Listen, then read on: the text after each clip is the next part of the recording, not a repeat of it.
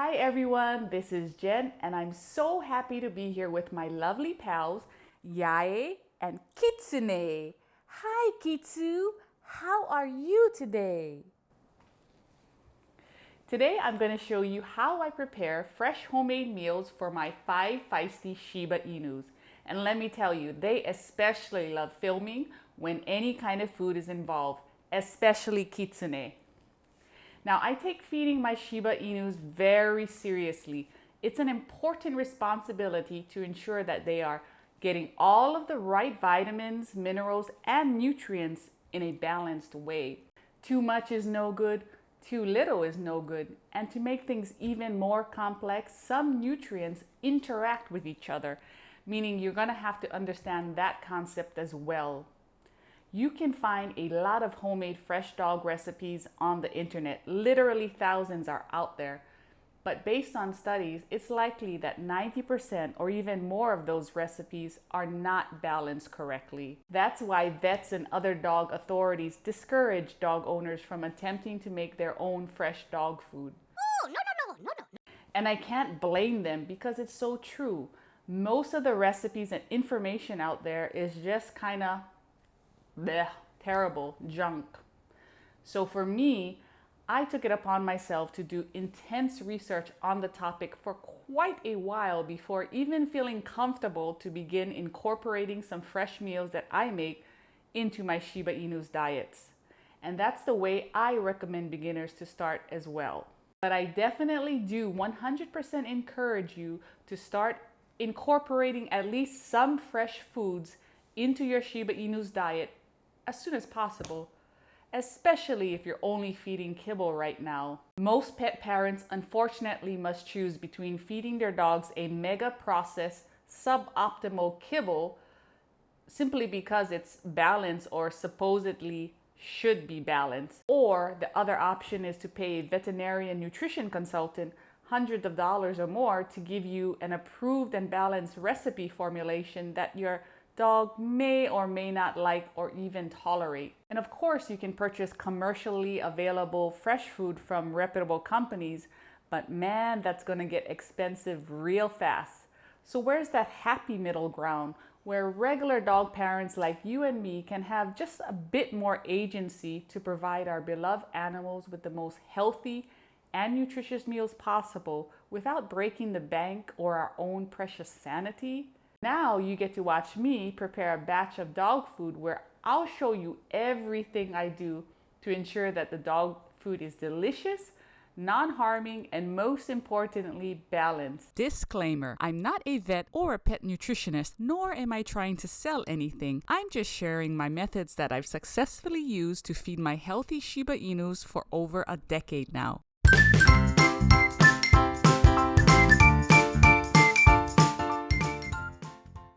When I do a batch cook, I'll start planning the recipe based on what I have on hand and what's fresh and or on special in the stores. A month ago, I did a batch with the protein mainly consisting of 93-7 ground beef. So this month, I went with different proteins. The following are the main proteins for this recipe: 60 ounces of chicken breasts, 48 ounces of chicken thighs, 15 ounces of sirloin steak I had left over, 32 ounces of beef heart, and 32 ounces of ground turkey. The rest of the ingredients are 3 ounces of beef liver, 4 medium red bell peppers, 4 cups of mixed white and brown rice, 10 ounces of fresh oysters, 2 carrots, and about 14 ounces of Okinawan sweet potato. So that's all the ingredients for the base recipe. I typically add in the rest of the vitamins and minerals at feeding time. Once I have my initial set of ingredients, I'll then need to see where I am as far as nutrients. There are a bunch of dog food nutrition calculators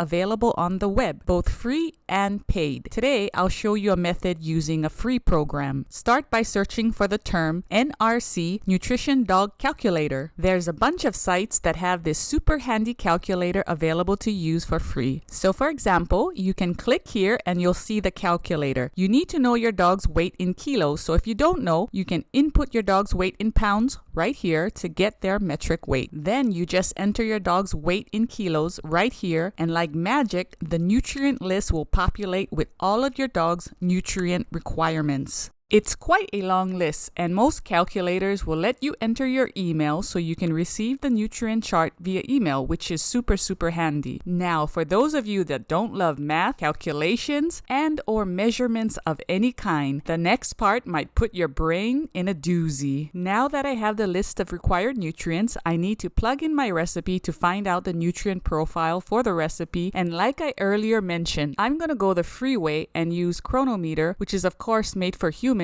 but can be used to formulate dog meals so long as you know the dog's exact nutrient requirements. Once you're on the Chronometer website, you're going to need to sign in or create a new free account. Once you get your account set up, you can go to the main page and on the left sidebar, click on Foods and then Custom Recipe. And then you're going to want to click on Add Recipe. In the new recipe page, you can then name your recipe and begin adding in all of the ingredients one by one by clicking on this Add button right here. The Chronometer database is pretty robust, so you should almost always be able to find the ingredient you're using. Just remember to look for values of cooked proteins if you are indeed using cooked proteins. I'll go through one example here so you'll understand what I mean. Right here, I'll add the first protein in the recipe, which is cooked, boneless, skinless chicken thighs. When finding ingredients, if you initially enter search terms that are precise, you may realize you come up with only a few results. For example, I'll enter cooked, boneless, skinless chicken thigh, and look, I only get this one result that says Cook's Venture Chicken Thigh. From this description,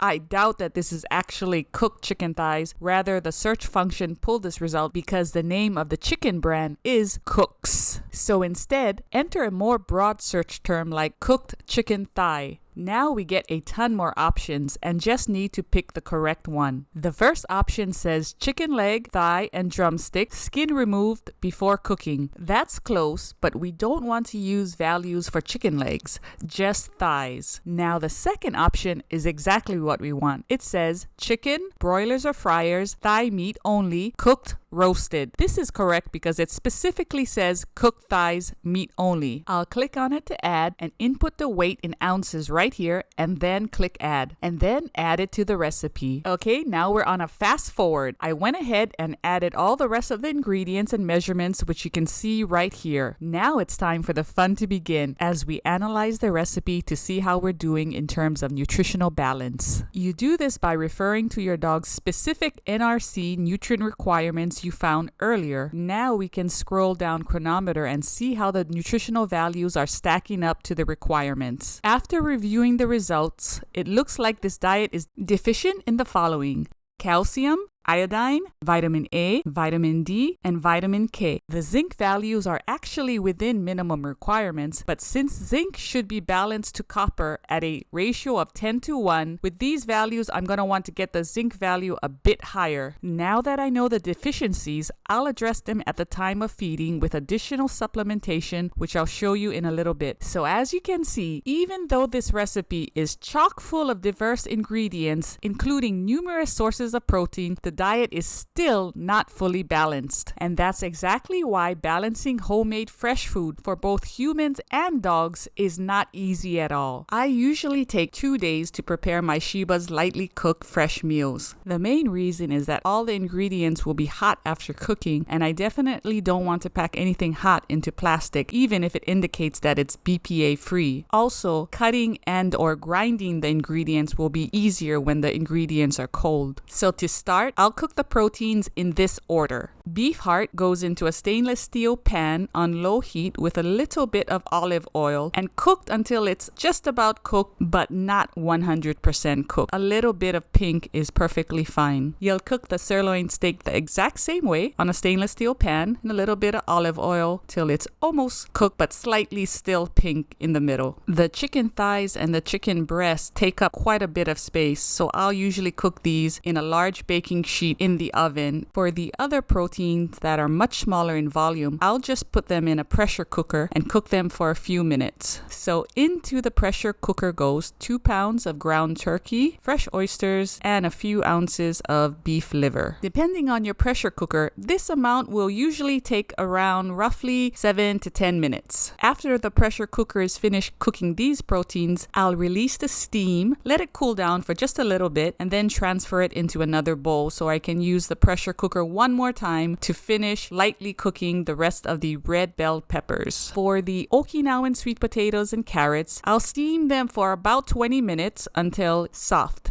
Be sure to check on the carrots first because they usually cook a little bit faster than the sweet potatoes. Okay, now after all the hot ingredients are cooked, yay, you're almost done with day 1. Now you just gotta let them cool and then refrigerate. It is now day 2, and this is the part that involves chopping, mixing, and storing. So yes, a bit more work to do. I also use the food processor as it's quite efficient at chopping and grinding the proteins, saving me a bunch of time. Before grinding, cut up the proteins into smaller pieces to the size that your current processor can comfortably handle. Here are some of the proteins like chicken, beef hearts, and sirloin being chopped, shredded in the processor. The carrots and sweet potato can also be chopped up in a food processor along with the red bell peppers, oyster, liver, and ground chicken to integrate all of the ingredients well. After all the chopping and grinding labor, it's time to mix and finally pack it up. One big tip for mixing large batches of food is to have something large and fairly spacious to mix in. I got these large food-grade containers from Sam's Club and they work great. They are plastic, but I never put anything hot in them. These types of containers makes mixing so much easier. There are many ways you can pack the finished food, from Ziploc bags all the way to vacuum-sealed glass containers. I've tried most of them and settled with these reusable BPA-free plastic containers because of ease of use and cost.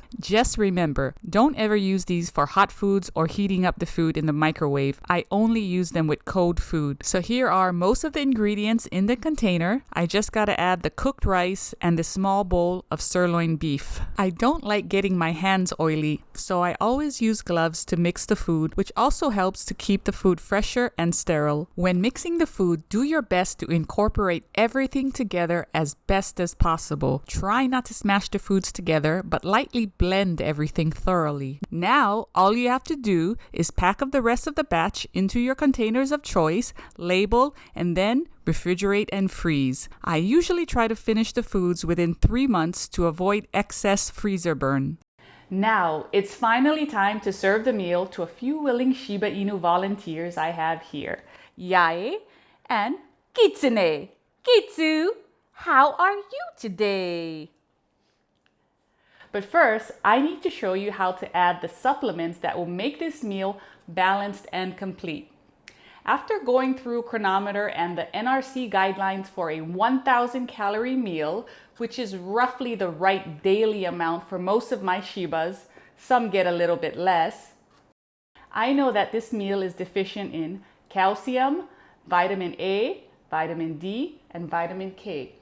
The meal does have the minimum amount of zinc, but because I want the ratio of zinc to copper to be 10:1, I'm gonna wanna up the zinc just a bit.